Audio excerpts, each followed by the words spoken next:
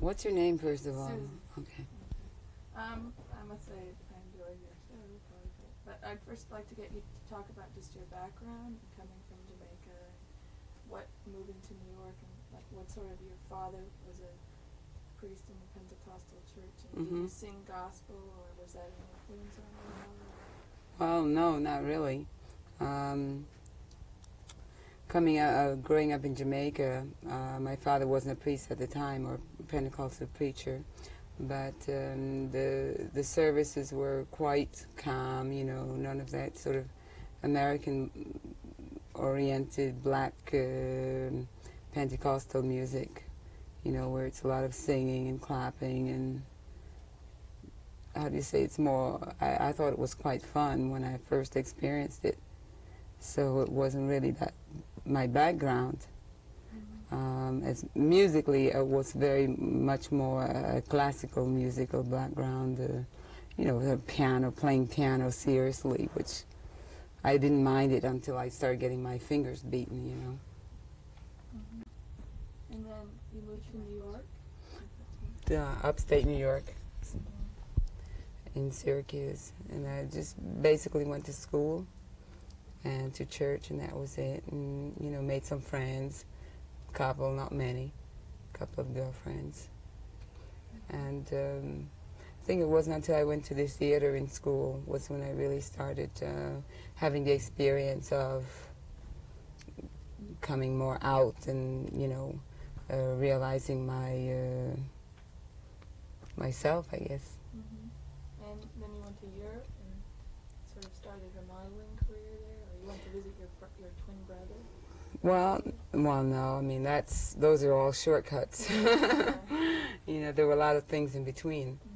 I lived in Philadelphia for a while, where I did a lot of theater, and then after that, I was modeling in New York, and then from there I went to Europe, and then I started doing theater and modeling. You know, not so much the theater there, but more modeling than anything. And then I started singing at that point, which was when I recorded That's the Trouble, Sorry, I Need a Man, you know. And I just enjoyed being a model and traveling a lot and being in Europe, you know. It was really nice. And my brother was living with me at that period. So we lived together, and we did a lot of work together. And musically, he's very, very talented, you know, but I don't know, he didn't seem to follow it up until just recently. I was wondering what started your singing style, or what started from coming from modeling and then to go into singing. You seem to have carried that certain kind of modeling style into your... Well, I thought, yeah. Well, what happened was I went from the theater into modeling into singing. So when I started singing, I really found a way of fusing modeling and the theater, you know. So it's, but really modeling not in the all-American style. Modeling just basically in my style, you know, which in America wasn't really that greatly accepted at the beginning, but in Europe they liked this individuality. So I put together, you know, the style of modeling and the theater and the music, so it sort of became like more of a Broadway show from the 30s or something, I don't know. And this fusion of all the three things, you know, made everything more different, more exciting, you know. For me, I thought it was really a lot of fun because I was still doing what I wanted to do, even though I never thought I would be a singer. Did you have any sort of singing training other than... Not at that point. I started doing singing exercises in Paris, you know, but I wasn't very pleased with my professor. She made me very nervous and very, you know, uptight. And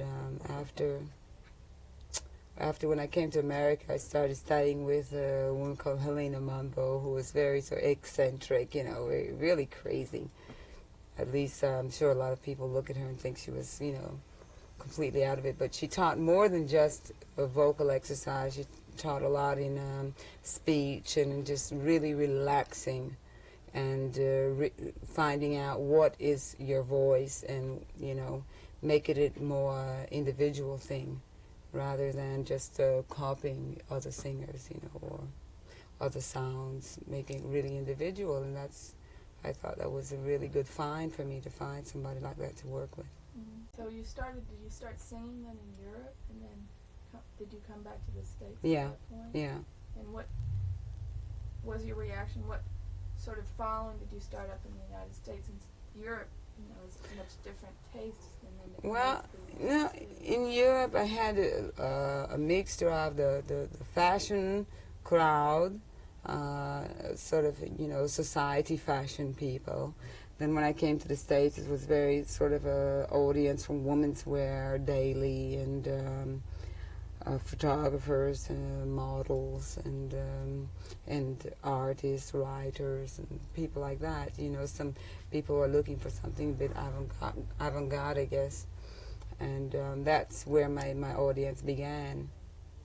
And then from there, I did a tour of every gay club, which was a completely different audience. They had never been played to, I think, on that, I don't know, they were never really, no one really toured any gay clubs, and they were quite fun. I used to really go a lot to the gay clubs and a lot dance all night and everything, and they were really willing to do something different, even technically. They weren't really set up technically at all to do shows, a lot of them, but they were really willing to have the experience, so they went out all the way, in order to help for this sort of new experience. What prompted your decision to play the gay clubs? Was there something? Well, I think it had to do with, PR and booking agents, and just the type of show that we were doing was it wasn't your typical rock and roll act where, you get up with, like everybody, with a band, and all the musicians behind are playing and you just sort of sing. It was more of a theatrical thing. So you sort of had to find, I think, in a subconscious way, go towards clubs that never did anything before. Because if you went towards, say, your typical rock and roll club, and you come up with an act like the one we came up with, no one would have really gone for it. Mm-hmm. They would have said, nah, we want to go with what we're accustomed to for the last 50 years, And they were really willing to do something different in the gay clubs, even though they never did it before. And I didn't want to fit in a mold of doing something something the same that's been going on and on and on. I thought I was really into more theatrical with the music and with, of course, not really fashion, because to me fashion is usually means trendy, but a certain style, and that really opened the doors for it all to happen. What do you think of it, though? That largely your audience is gay, or that you are playing pretty much? Well, after a while it started growing, I mean, it was no longer just the gay audience. It went from the gay audience to a very sort of very heterosexual, young kids, black kids. With the last album, I think it started really crossing over to everybody. More or less, I think they started concentrating on the music than, just saying, well, it's just an, sort of outrageous act for a cult audience. I like the fact being a cult. I think it's a strong foundation. That you have a very loyal audience, not just people that are just there one day and then gone the next. I think I still play to people that I played to 4 or 5 years ago in, small clubs. I still play small clubs. I still play whatever, big clubs, So I sort of move around quite a bit.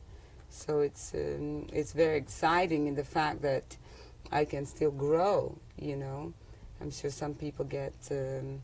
I don't know, I think some people probably get jealous or, want to keep you just to themselves, But I think once they find out that you haven't really left them, but you're just really growing and experiencing things and being able to mature, because I really started out as a baby in the music business, and I still, in a way, after 4 years, I still consider myself a baby in the business, even though I have grown a bit.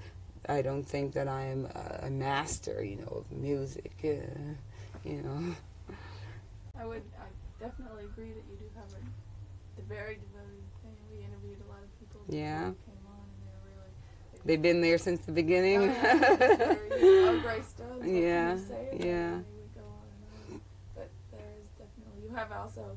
A lot of people had never seen you before, but they would go on and on about your Yeah. style and your individualism. Like, well, how do you know that if you've never seen her? Oh, they knew. Well, that's nice to know, because I don't really feel like I should have to, do a big compromise in order to please new fans or new people that are getting involved. I think as long as I'm really convinced in what I'm doing, that I really can just go ahead and concentrate on what I really feel that I would like to do, what makes me happy. I think if I just had to band and do the same old stuff, I wouldn't be very happy with it, and I don't think that the audience would be either. Mm-hmm. What sort of, just talking about what you do with the audience, how you relate to the audience, sort of a somewhat disciplinarian or just sort of, A disciplinarian now. sort of like a, react. I mean, you definitely relate to them in a sort of somewhat sort of, coming out and yelling and, making... Well, discipline was a large part of my life in my early days, and I think with a lot of kids it is. I don't know if the American kids is that way, but growing up in Jamaica, and I think the sort of more British type of life on the British rule and everything, it's a very disciplinary upbringing. And I think after I freaked out so much after having so much discipline, I'm able to look or appear like I'm really, into discipline, which I am. I think it's very important. But at the same time, I like to be able to break that down, totally, at almost like a schizophrenic personality or person. I think we're all a bit schizophrenic, anyway.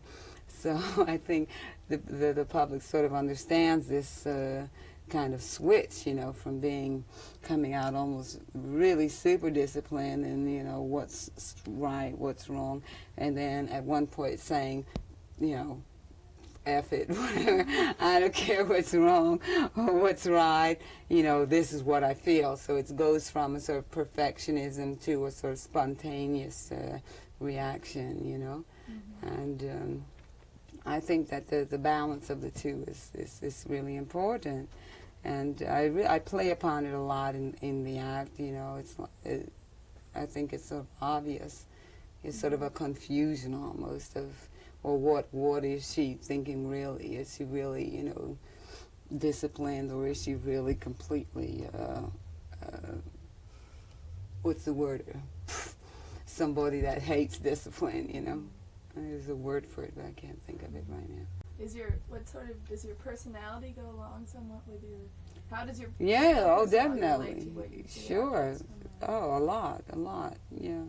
It's emphasized and it's played on a lot. It's exaggerated, but a lot of it has to do with my upbringing and the different changes I've gone through, Mm-hmm. Have you ever had any trouble in clubs of like someone hitting you back after you...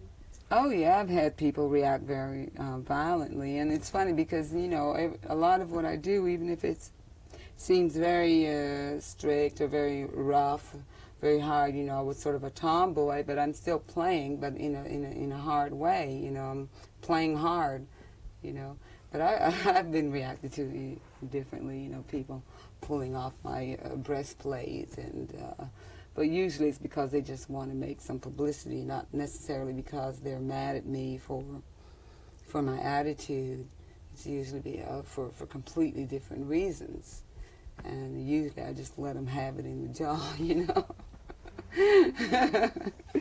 I say, okay, sit down, or boom, boom, because usually it's not for any real, true-hearted reason. It's just to say, oh, well, let me see if I get some publicity from pulling off her top or something, or smacking her, or I don't know, something like that. But, usually it ends up a little bit crazy. How did you, also, you have some sort of like animalistic type things like, getting down, or lions and things like that. How did that come about, or how does that come across? Why do you phrase it? Oh, yeah. Like getting down all fours, or, salivating and stuff like that. Right. Well, those are things that happen so naturally, It's,